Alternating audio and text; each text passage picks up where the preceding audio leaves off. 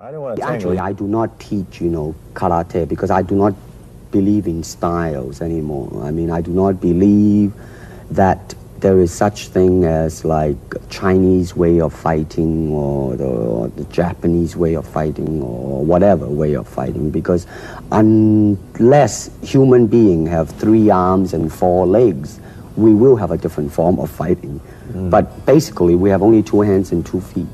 So styles tends to not only separate men, because they have their own doctrines, and then the doctrine became the gospel truth, that you cannot change, But if you do not have styles, if you just say, well, here I am, as a human being, how can I express myself? Totally and completely. Now, that way, you won't create a style, because style is a crystallization, I mean, that way, it's a process of continuing growth. And that the only litmus test of a technique's worth is whether or not it can be landed effectively on an opponent. Anything that's ornamental is discarded from his style. He retains only those techniques that he himself has determined to be practical in real situations.